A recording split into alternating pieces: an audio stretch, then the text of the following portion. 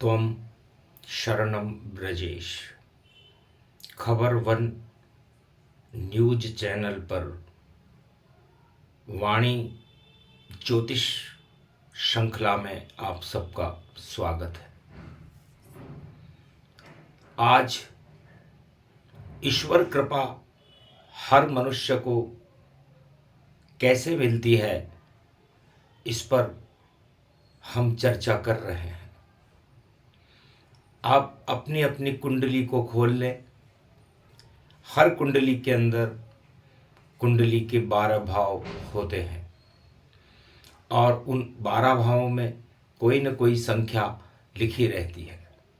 हर मनुष्य को ईश्वर की कृपा का आशीर्वाद कहाँ मिलता है और कैसे मिलता है, इसकी जानकारी हम आज के इस प्रवचन में आपको दे रहे हैं। ब्रह्मा, विष्णु, महेश ये 3 जगत गुरु होते हैं और ब्रह्मा, विष्णु, महेश की कृपा से हर मनुष्य को आशीर्वाद मिलता है। आप अपनी अपनी कुंडली के अंदर जहां पर 1 संख्या लिखी हो, जहां पर 5 संख्या लिखी हो और जहां पर 9 संख्या लिखी हो, उन भावों को देखें। वह भाव आपको ईश्वर का आशीर्वाद देते हुए नजर आएंगे। पूरी जिंदगी आपको 1, 5 और 9 अंक जहां लिखे हुए हैं, वहां से जीवन में आपको सफलता मिलेगी। 1 विष्णु है, 5 शिव हैं, पंचानन, और 9 दुर्गाओं के पिता ब्रह्मा जी हैं। ये तीनों जब अपना आशीर्वाद देते हैं तो यह आशीर्वाद आपकी कुंडली में इन्हीं भावों के अंदर हमेशा सुरक्षित रहता है। ये धर्म भाव हैं 1, 5 और 9। ये धर्म क्षेत्र है हमारा, और पूर्व जन्मों में जो आपने धर्म, कर्म, दान, पुण्य, शुभ कर्म किए हैं, उसका फल है। 1, 5 और 9 ये पूरब दिशा में उदित होने वाली राशियां हैं, और इनमें जब कोई ग्रह या जिस भाव में ये राशियां बैठती हैं, वहां ईश्वर की कृपा आपको अपने आप मिलने लग जाती है। उदाहरण के रूप में, यदि आपका 1 नंबर धन भाव में बैठा हुआ है, दूसरे घर में बैठा हुआ है, पहला घर लग्न होता है, दूसरा घर धन भाव होता है, तीसरा घर हमारा कर्म, पुरुषार्थ, सब कुछ तीसरे भाव में आता है, चौथा भाव हमारा सुख होता है, 5वां भाव हमारी शिक्षा और संतान होती है, 6ठा भाव हमारे रोग, ऋण, शत्रु होते हैं, और 7वां भाव हमारा व्यापार और हमारा पारिवारिक सुख, स्त्री सुख होता है। 8वां भाव हमारा परिवर्तन और शक्ति देने के लिए भगवान ने हमें दिया है, इसे मृत्यु तुल्य भाव कहते हैं। 9वां हमारा भाव हमारा भाग्य है, 10वां हमारा कर्म है, और 11वां भाव हमारा आय है जो हम प्राप्त करेंगे, और 12वां भाव हमारा मोक्ष है और खर्च है।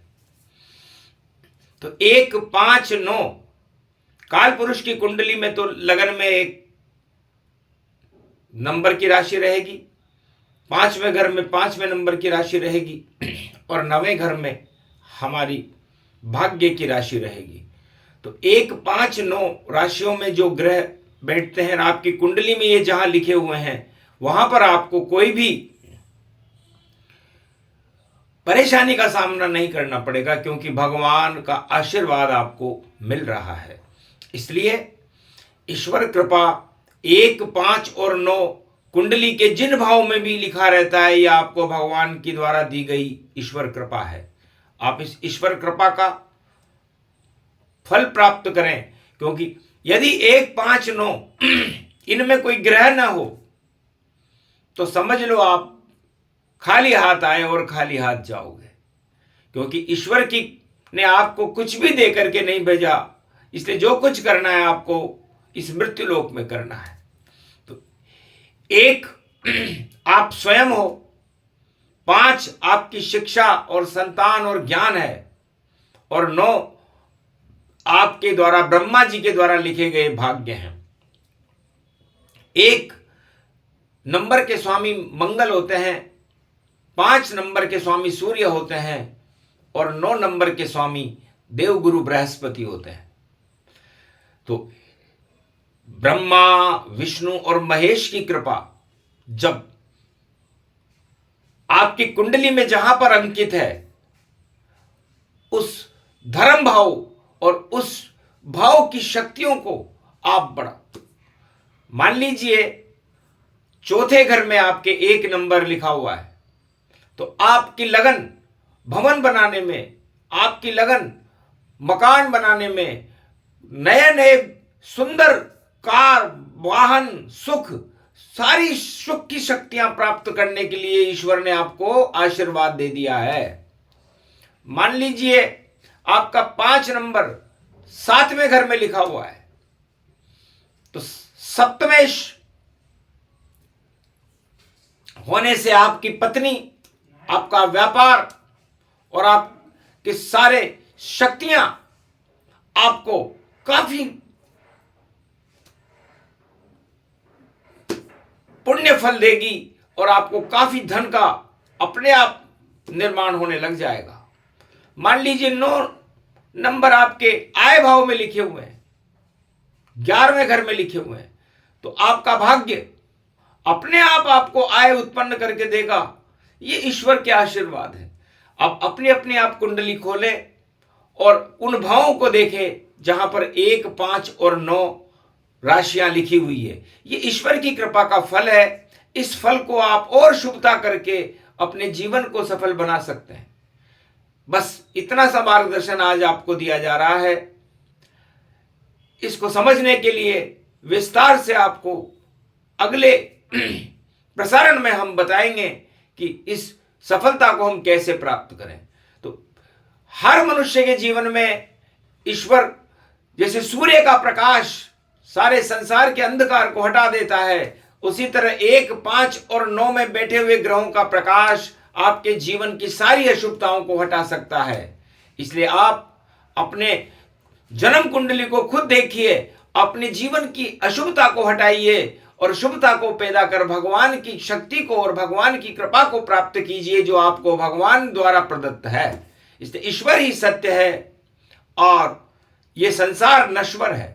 तो नश्वर के जाल में आप न फंस करके ईश्वर की कृपा का फल प्राप्त करें। ये आपको ज्योतिष ज्ञान की पहली श्रृंखला में सिखाया जा रहा है। आप सीखें, और यदि आपको इस पर कोई समझने में अड़चन हो तो खबर 1 न्यूज चैनल से संपर्क करें, आपको विस्तार से उसकी जानकारी दी जाएगी। जय श्री कृष्ण।